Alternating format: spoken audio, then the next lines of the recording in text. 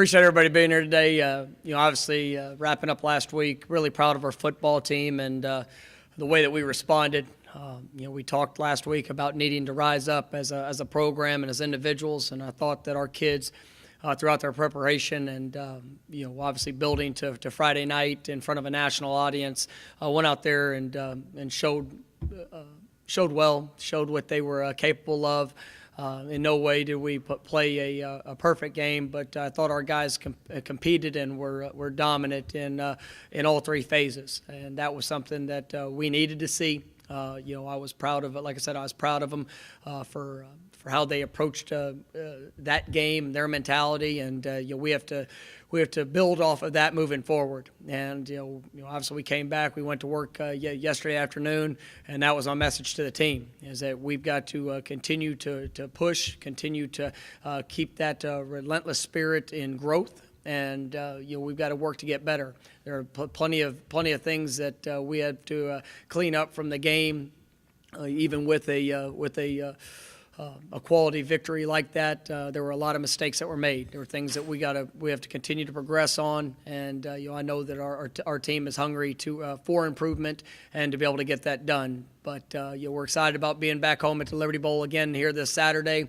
It'll be a Saturday night game. Should be a great crowd. Looking forward to seeing everybody out. At the Tiger Walk will be at 4:30, and we're looking forward to playing here in front of Tiger Nation once again.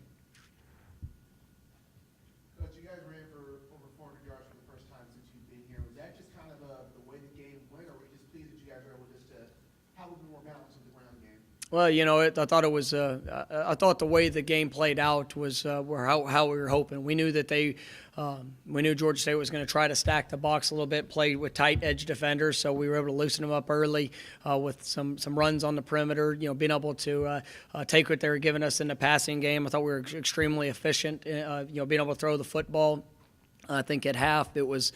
I don't know the exact numbers, but it was 200 and 200 there, passing and rushing, which is what you want. And then with the lead, we were able to really ground it out there in the second half, and you hit some explosive runs that gave us that big number, which I think that's a tribute to our offensive line, our tight ends, and our receivers. Anytime you break 40, 50, 60-yard runs, it takes 10 other guys on the field making that happen. And I'll tell you, our quarterback's doing a great job of getting us into the right play calls and checks in some of the run game, and then also being able to manage the perimeter with what he's doing with his arms. So really pleased for all those guys, and also grateful for our backs that they're winning their one-on-one matchups when they get those opportunities, and with whether it's forcing a missed tackle or running through somebody and finishing in the end zone. Some of those explosive plays, were those checks by Brady at the line? Some of it there were. One of them was a check, and that's a look that we had worked on throughout the week. But then some of those are run pass, post snap options. Some of those are things that he's got different possibilities of what he can do, and so it's been good to see him operate in that system, and he's doing a nice job with it. It might not be as flashy as the offense, but your special teams had a really strong game. I mean, are you pleased with the way they're progressing? I really am, and that's something that you look at that game. I think one of the key plays was we decided to fake a punt there on our first possession. That was something that was planned and talked about. If we had the opportunity, we wanted to be aggressive with that, and our guys executed when their number was called. You look at what we were able to do in the return games. That was big. Our punt return, we felt like was an area that we really needed to improve on from these past seasons. So we feel like we got a very capable returner in Pop Williams. And so that's something we've actually worked more on this offseason, in spring practice, in fall camp of getting that going. And to see, I think he had 5 returns for 75 yards. The big, obviously one big one that set up an extremely short field. And then even with our kickoff return units, we didn't have any big returns, but because of what we've done, they squibbed every kick. And so our average starting field position was the 35-yard line, which is extraordinary. And so, I think our special teams units have done a nice job job. You look at Riley Patterson and what he's doing on his kickoffs.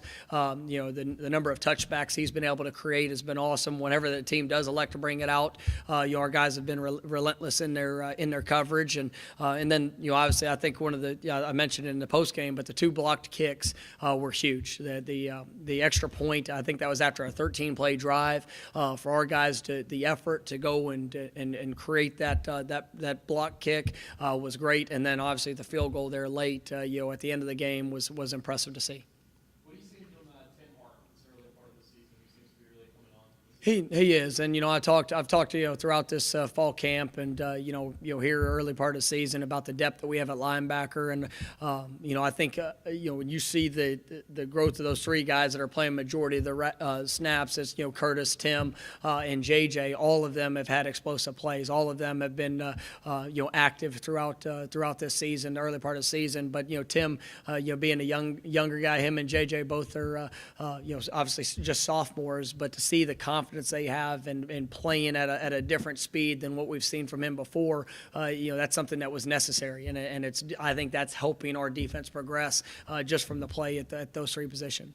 Going back to the fake punt, you said it was designed. Were you guys trying to open the playbook earlier, or was it just kind of a matter of this is the way the game is going, let's try it out and see what happens? Well, I mean, we wanted to be aggressive, and I really didn't want to not convert on the 3rd down. But when we didn't convert on the 3rd down, it provided an opportunity to be aggressive, and so our guys did a great job of executing.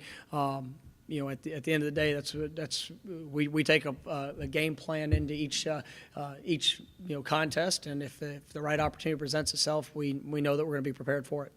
Hey, Coach, you had 2 block kicks this past week. Is there something you're doing this year better, or are you just having better execution of the block kicks? I mean, it's always been a major emphasis for us, but the execution of it and the relentless pursuit to obtain that goal is something that's showing up at a high level, and that's where everybody talks about wanting to achieve it, but it's got to show up on a consistent basis, and that's what made the extra point, which people think, well, it's just 1 point. That meant everything to me, because a 13-play drive, and you see a defense that has been on the field, one that, but even after they scored, that they made a mindset and a thoughtful decision that, man, I am not going to allow this point to go through. If I can get my hands on it, I'm gonna get my hands on it. And so they got great push up front. John Tate was able to get his big paw up there and knock it back, but to do that twice in that game, it was something we talked a lot about, and I was glad our guys executed it.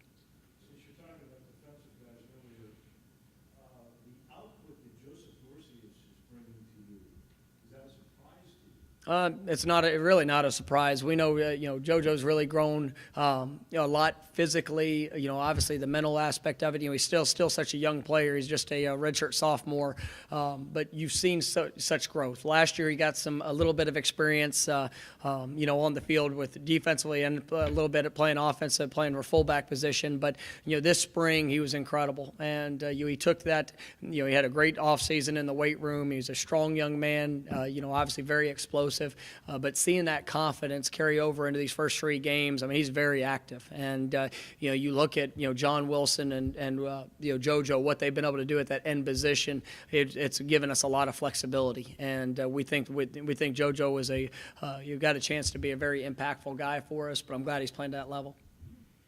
Coach, you used the Wildcat a little bit more this week, and is that something we'll see a lot more of, just more ways to get there with the ball, or? Yeah, it's something that we've always looked at. We've utilized it our last couple of years. It's really more dependent on game plan of what teams are going to give you. And the great thing about both those guys is they both throw. And so if it gets to where teams are squeezing everything down, trying to stop that, then they both can sit back and you'll be able to throw the ball to the perimeter or push it down the field a little bit. So it makes it unique for what we're trying to do and accomplish there. But I thought we executed really well, there in the game on Saturday, and were able to have a couple big runs, and it was impressive to see. Speaking of Darrell, only 14 carries there, did so much work. Was there a plan to try to give him the ball more in this game, or was it just kind of the way the game went, just to get him going a little bit? Yeah, obviously it's kind of the same as it is in every game, and we want to be able to take what the defense gives us. That's what this offense is predicated off of, but also being able to have those direct runs where we know he's going to get carries. And so as we went through the game, I thought it was he did a really nice job of making the most of his opportunities. I thought Brady did a good job with his reads pre-snap, post-snap, and that's what really made us go. And so I think Daryl's having an exceptional year. You look at it, he's essentially only played total snaps. I mean, it's only been about two games. I mean, he played the first half of game one. Obviously due to circumstance of turning the ball over, we only had 49 snaps in our second game, which is the lowest that we've ever had. And then this last game we only had 60 something snaps. And so we have a lot of different weapons, and I think Daryl's is definitely a special back, and he's going to get plenty of opportunities. And obviously he knows what to do when he gets the ball in his hands. Is his limited number of carries just because of all the weapons, or is it more because of just how he's born with being able to handle maybe a bigger load he made this year? Well, I think it's a combination of all. I mean, with what we do, if teams stack the box on us, I mean, we have the weapons on the perimeter to be able to obviously have those big plays. The touchdown to Coxey was a great execution of that, and that's what helps allow some of the big runs. There's a lot of backs out there at times that you see. They're running into 8-man boxes, 7-8-man boxes because of the diversity in what we do. Those one-on-ones versus safeties are happening 8, 9, 10 yards down the field. When our running backs win those, and then you see the big explosive touchdowns. If teams are going to stack the box on us, we have to be able to take things on the perimeter, and that loosens everything up for the run game, and also allows for more of those big play runs. Antonio got his first TD, and that's somebody you want to, with his size, you look forward to using. Most definitely, and I think Antonio's done a great job these first couple of weeks. You can see his confidence in the offense is really growing.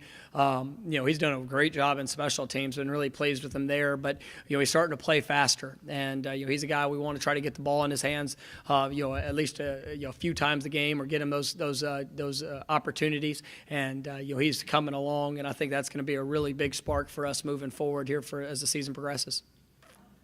How the Brady White, Devontae Cookson thing is starting to work? I mean, they're starting to get a pair. The touchdown pass on that fade was perfectly thrown, executed. The back shoulder throw on the other touchdown. So are they like getting the clicking? Yeah, and that's something that you like to see. You like to see that timing, that rhythm. As we're progressing through the season, I think you see that. With Tony also being full speed. There's a couple of really nice plays that we had. But Brady's done a nice job locating the football. I think through 3 games, he's right around 71% completion percentage, which is even for our standard has been exceptional. In these first 3 games, he's done a good job of owning the football. I think got 10 touchdowns and only the 1 interception on a Hail Mary. So he's putting the ball in the right places, and then the receivers, you can see the confidence that they understand if they run their routes at the right depth, they do a good job winning their one-on-ones, that the quarterback's going to give him a good chance to be able to make those plays. And so it all works together, and you're really pleased with the O-line and the protection that they've been able to give the quarterback, the running backs, everybody that's involved in that. That's what allows you to have those opportunities there offensively. What do you see when you look at South Alabama? You see an extremely tough, physical, and very passionate football team. You look at their first 3 games. The first game they started off on the road. They were at home versus Louisiana Tech. First game under a new coaching staff. You made a couple early mistakes turning the ball over, but then they made a run there late, and they came up a little bit short. With a 4-point deficit, but you saw a response. They play extremely hard. They are going to be very multiple offensively. Defensively, they attack. I mean, they're going to be up the field. Their D-line probably one of the best D-lines. I'd say it is the best D-line that we've played so far this year. Very aggressive linebackers are downhill players. They've got some guys in the defensive backfield that can play man, that can play zone. This last game, They were down. They turned the ball over early against Texas State and got down, but then they responded. They had a pick six. They had another interception that they brought down to the 5-yard line, and they had ended up finishing the job that they started with the Louisiana Tech game. And so you see a team that's growing in confidence in what they're being asked to do. I know this, Coach Campbell very well. He's been coaching at UCA the last few years, so I've been able to watch it from afar, and I know this is going to be a well-coached football team. It's going to be one that's aggressive, and it's going to have the right mentality. So we have to have a great week of preparations. We have to have our minds right, and we're going to be in it for a 60-minute battle.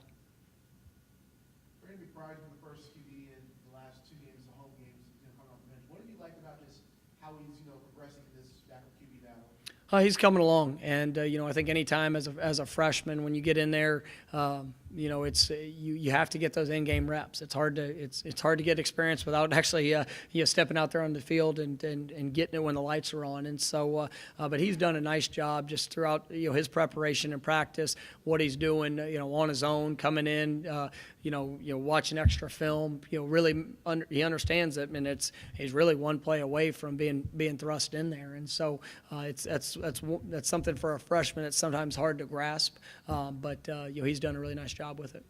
Have you figured out what you want to do with the 4 games? Do you try to spread them out? Do you just give them the reps early in case something happens?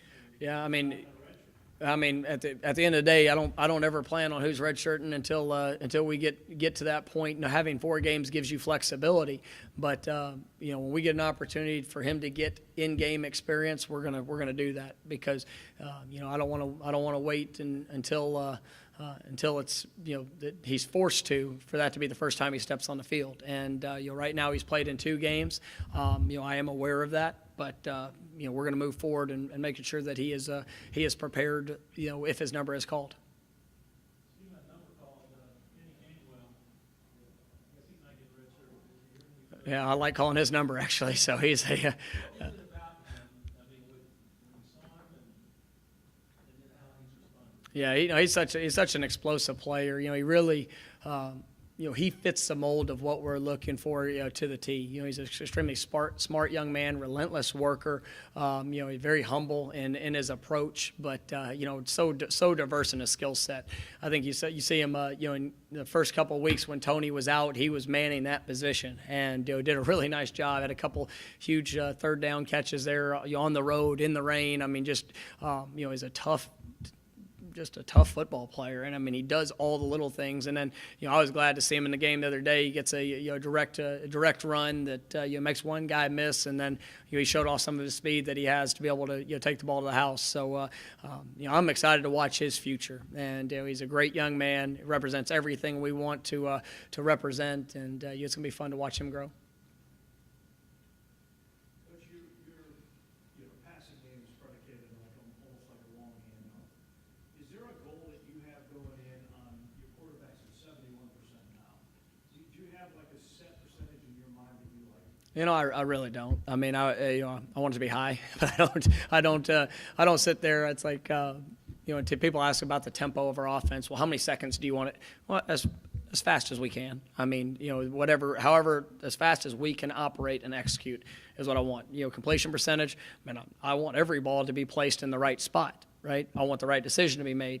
We talk about where's the correct miss.